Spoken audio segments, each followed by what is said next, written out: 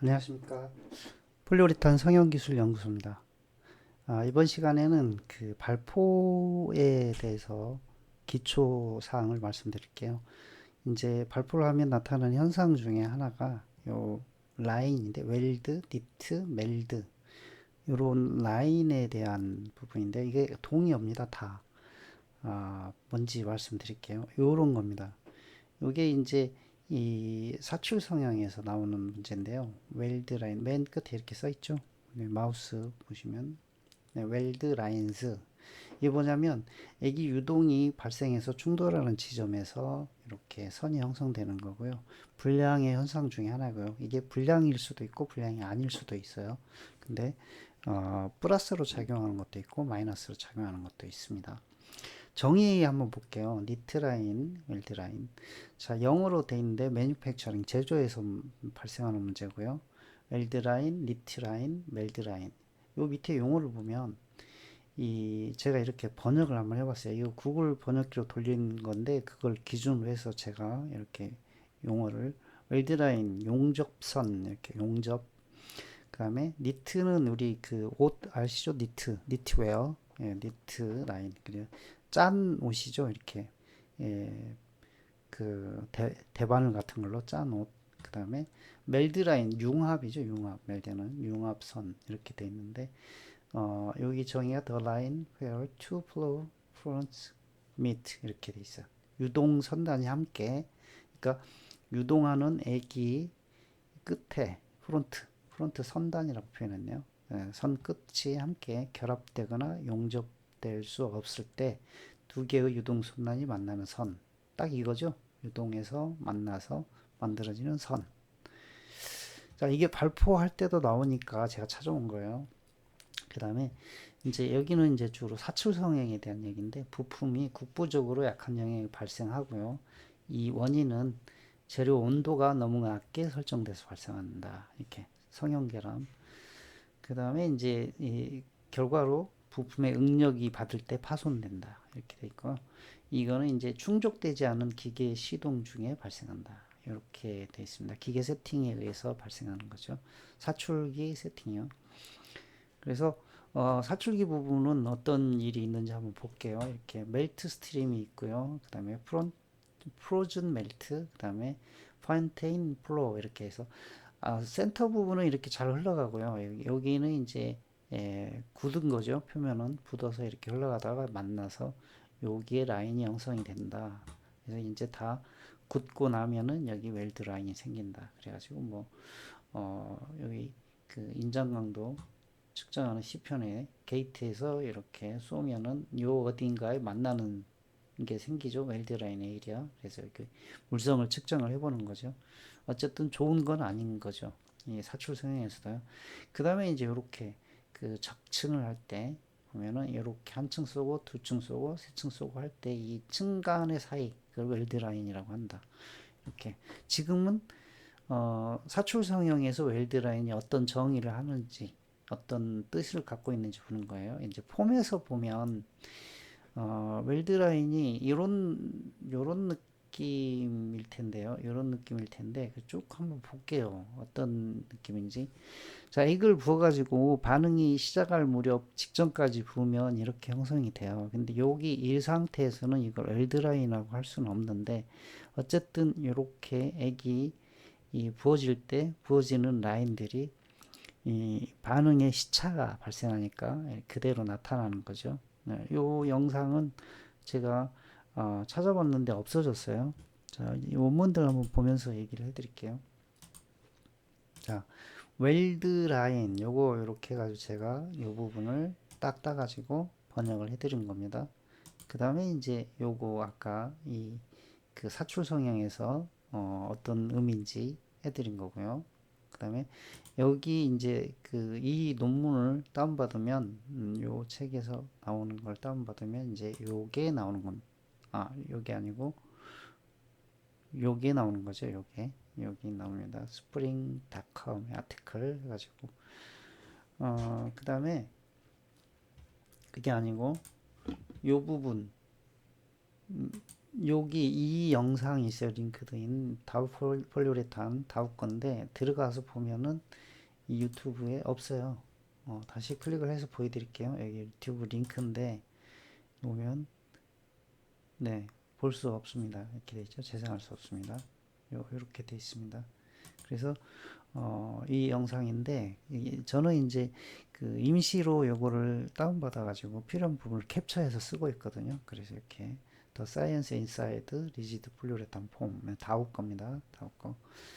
그래서 이런 경우에는 이제 더 반응이 진행한 상태에서 부으면은 분명히 웰드 라인이 형성이 되겠지만 니트 라인도 마찬가지고요. 멜드 라인도 마찬가지고요. 그렇지만 이제 이렇게 부었을 때는 그 라인까지는 형성이 되지 않는다.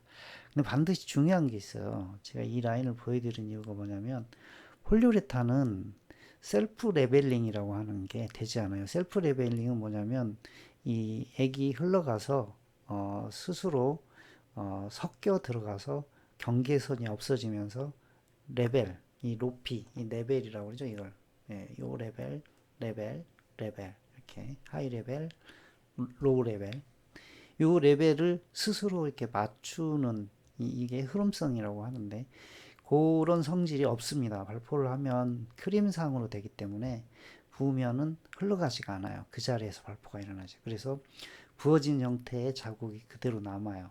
그래서 이게 타이밍이 조금만 느리면 웰드라인으로 형성이 되고요. 타이밍이 아무리 빨라도 부은 자리에서 이동은 되게 빈약합니다. 그거를 아셔야 돼요. 그래서 뭐 패턴을 잘 그리면 잘 그 서로 이렇게 유동성이 있어가지고 적절히 잘 분포가 되겠지 그렇게 생각하는데 정확한 의미의 패턴은요 어, 골고루 뿌리는 게 아니라 골고루가 되지 않게 뿌리는 목적이에요. 왜냐하면 유동이 만들어져서 목적하는 바대로 흘러가도록 하는 거예요.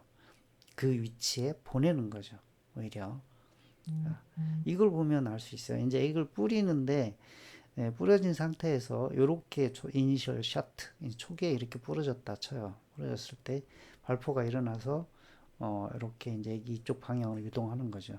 그래서 여기 낮은 부분이고 이쪽이 높은 부분이고 이렇게 올라가고 웰드 라인이라는 게 형성이 된다 그러면 여기에 형성이 되겠죠. 여기 노란색 부분이요. 여기겠죠 가운데.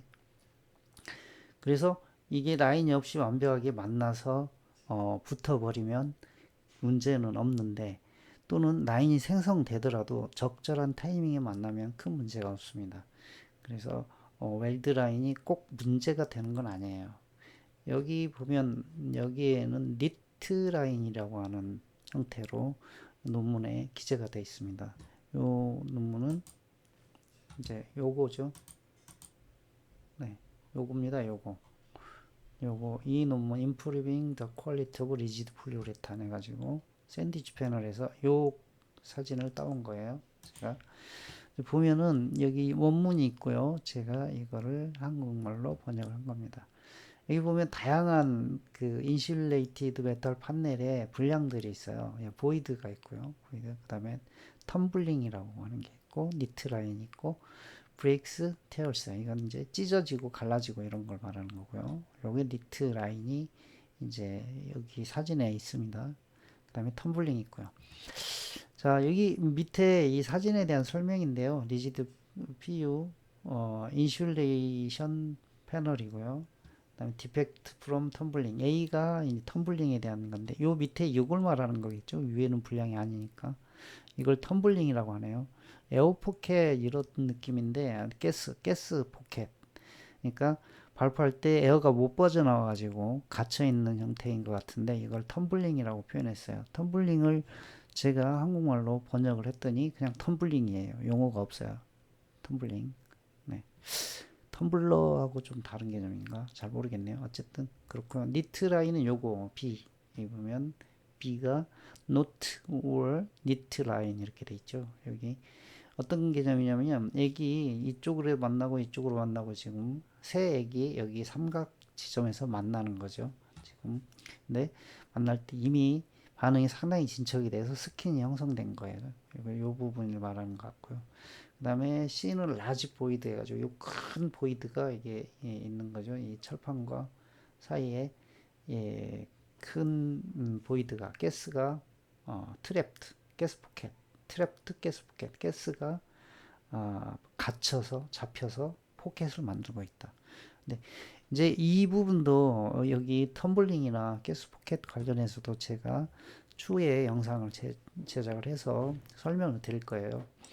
근데 이제 어쨌든 여기서 보면은 웰드 라인, 니트 라인이라고 하는 거는 이렇게 반응 속도, 흐름 요거 관계가 된다는 걸 알 수가 있죠. 이미 이 정의, 그다음에 원인 이런 것들을 다 설명을 한 거예요. 그 다음에 이제 또 웰드 라인을 찾아보니까 이런 실험을 했더라고요. 그래서 여기 보면은 폼을 한 층, 두 층, 세 층으로 부어가지고 요 라인, 이 웰드 라인 부분에서 이렇게 압축 강조. 이거는 이제 웰드 라인에 수직으로 돼 있는 거고, 그 다음에 수평으로 있는 거, 사선으로 있는 거. 여기 밑에 보면 사선으로 이렇게 테스트를 한 게 보이죠? 네, 이런 거를 했더라고요. 그래서 요거 자료 원문 보면서 얘기를 해드릴게요. 여기 보면 이 자료예요. 이 자료인데 Poor in Place Process 해가지고 현장 발표죠. 예, 그래서 컴프레시브를 봤어요. 압축 강도를 해가지고 이제 리트라인 이렇게 일부러 만들었겠죠. 부어가지고 타이밍을 두고 또 한 번 붓고 또 한 번 붓고 이렇게 해가지고 만들어서 이제 시편을 잘라서 이렇게 시편을 자를 수도 있고 이렇게 자르기도 하고 해가지고 여기 사선으로 자르기도 하고요. 이렇게 사선으로 자르기도 하고 그래서 이제 압축 강도 측정이죠. 요거는 네 여기 안 보이네요. 잘 안 보이는데 제가 보기에는 이렇게 자른 것 같아요. 이렇게 잘랐을 거예요. 왜냐하면 여기 사선 있고 우아리로 자른 게 있잖아요. 그러니까 이렇게 자른 거. 그래서 이제 이렇게 압축 강도를 측정을 한 거고 보면은 밀도가 있고 압축 강도가 있는데 밀도가 높아졌어요. 여기 니트 해가지고 세 개 다 높아졌죠. 1번하고 세 번째 5.52하고 5.66 비교하는 거고요. 이만큼 높아졌죠. 0.1 좀 되게 1.4 정도 높아졌죠. 근데 컴프레시브 이렇게 보면은 여기는 살짝 떨어졌고요. 그 다음에 두 번째는 높아졌고요. 5.2에서 5.37 밀도가 높아졌는데 높아졌고요. 그 다음에 45도 같은 경우는 좀 더 떨어졌는데 밀도는 높아요. 이런 식으로 되는 거죠. 또 있나요? 다른 처방에서 밀도가 높네요. 이거는 이제 2배 정도 밀도가 높은 거에서 라이스 요것도 요거랑 이렇게 파라니까 첫 번째랑 세 번째랑 비교하면 밀도 높아졌는데 높아졌죠. 이거는 그 다음에 요거는 이제 의미가 없죠. 요거는 의미 없고 그 다음에 45도로 보면은 10.9 높아졌죠. 밀도가 높아지고 압축 강도도 높아졌어요. 그러니까 실제로 보면은 밀도가 높아지고 압축 강도가 낮아질 수도 있고 높아질 수도 있고 그런데 여기 같은 경우 확 무너졌죠. 여기 보면 2000대가 다 남았는데 1400대가 딱 나왔죠. 여기 이제 45도인데 확 무너졌어요. 그러니까 이 자료에서 보면 이렇게 돼 있는 것들은 이제 확 무너질 수도 있는 거죠. 약간 전단 느낌인데 그래서 두 가지로 손실이 발생하는 거죠. 니트가 발생하면 첫 번째 밀도가 증가한다. 그 다음에 두 번째로 어떤 방향으로 힘이 작용할 때 위크 포인트가 생긴다. 이 두 가지를 볼 수가 있는 거죠. 그럼 이제 정리를 해보겠습니다. 자, 폴리우레탄 포밍에서 웰드, 니트, 멜드 라인은 왜 생기느냐? 흐름성, 유동성이죠. 포밍에서 기본적으로 두 가지 현상이 있죠. 점도의 증가와 그 다음에 부피의 변화. 점도의 증가는 액체에서 고체로 변해가는 과정이고 부피는 충진의 과정이죠. 충진의 과정. 그래서 혼합액이 뿌려졌을 때 이제 특정한 포인트에서 만났을 때 이렇게 셀프 레벨링이라고 하는 용어가 있죠. 셀프 레벨링은 이제 레벨이라고 하는 건 이렇게 이렇게 액이 뿌려져 가지고 서로 만나서 이렇게 라인을 일정하게 수평을 잡는 걸 말하는 거죠. 그런 것들이 이제 잘 되느냐 안 되느냐는 이제 원료의 흐름성하고 반응 타이밍 예, 반응 속도와 흐름성의 상호관계죠. 근데 이거는 이제 당연히 원료 기술하고 성형 기술의 조화 이거죠. 원료에서 잘 만들어야 되고 흐름성 좋고 반응이 잘 밸런스가 맞는 걸 만들어야 되고 그거를 이제 성형을 잘 해야 되는 거죠. 예, 발포기 세팅이라든지 또는 여러 가지 몰드의 세팅들. 그래서 또 여기 관계되는 건 이제 토출량하고 토출 패턴도 관계돼요. 토출 패턴이 상호관계가 있는 거죠. 근데 여기는 기술적인 내용이고 흐름성과 반응 속도 이런 것들은 기술적인 내용이고 여기는 이제 경험적인 요인이죠. 이거 토출량 얼마에 액이 어떻게 흐른다 이런 거는 이론적으로 없어요. 그런 걸 기대하지 마세요. 그러니까 이제 두 가지로 분류해 보면 이론으로 공부를 해서 알 수 있는 게 있고요. 경험적으로 무조건 실험을 여러 번 해서 해야 되는 게 있고요. 요거는 이제 많은 노력이 필요하죠. 노력이. 그래서 요거를 알면 요거를 해결할 수 있다. 이거 천만의 말씀이죠. 요거 알아도 요건 안 되는 거죠. 이 두 가지가 조화를 이루어야 되죠. 그래서 이론과 현장 경험의 조화. 그래서 저한테 간혹 질문하는 사람들이 있어요. 경험적 요인을 질문하는 건지 이렇게 이론적으로 성형 기술을 질문하는 건지 머릿속에 헷갈려요. 그건 기본적으로 질문하는 사람이 잘못이에요. 그냥 대충 잘못이 아니고 엄청난 잘못이에요. 그래가지고 제 영상에 보면은 기술은 없냐, 뭐 그냥 이론만 얘기하냐. 아니에요. 해봐야 되는 거에 대해서는 제가 얘기할 수 없어요. 해봐야 되는 거. 요거는 있죠. 당연히 반응 속도와 흐름성의 상호관계가 어떻게 연결되는지. 그래서 원료를 어떻게 디자인을 해야 되고 발포기 세팅이라든지 이런 것들을 어떻게 조절해 나가야 되는지. 이거는 당연히 있죠. 이거는 충분히 있습니다. 제가. 근데 요건 없죠. 요건 해봐야 돼요. 왜? 요거 아무리 잘 알아도요. 현장마다 그다음에 원료마다 또는 기계마다 다른 특성을 가지고 있기 때문에 그거는 들어가서 실제로 올려놓고 쏴봐야 되는 거죠. 경험적 요인이라는 거예요. 그래서 경험적 요인 가지고 저한테 강요하지 마세요. 답을 달라고. 네, 그건 나쁜 짓이에요. 그런 질문은 조심하시는 게 맞습니다. 그래서 반응 속도와 흐름성이 어떻게 연관되고 원료 기술이 어떻게 연관돼서 그 다음에 발포기 세팅을 어떻게 해야 되냐 이 부분은 제가 기술적으로 조언을 드릴 수 있습니다. 그래서 그거를 이제 어떻게 보면 기본 이론, 기초, 백투 더 베이직, 베이직으로 돌아가는 거고요. 그 다음에 현장 경험. 현장 경험, 이거는 많은 경험이 누적될수록 좋은 기술자가 되는 거죠. 이건 당연한 거예요. 근데 둘 다 도 없으면 최악인 거고요. 둘 중에 하나라도 없으면 문제가 생기는 거죠. 뭐가요? 제품의 품질이요. 이렇게 말씀드리는 겁니다. 그래서 이렇게 이 결과적으로 보면 이론과 현장 경험은 반드시 서로 조화를 이루어서 발전을 해야 되는 겁니다. 자, 오늘의 강의는 여기까지 마치겠습니다. 감사합니다.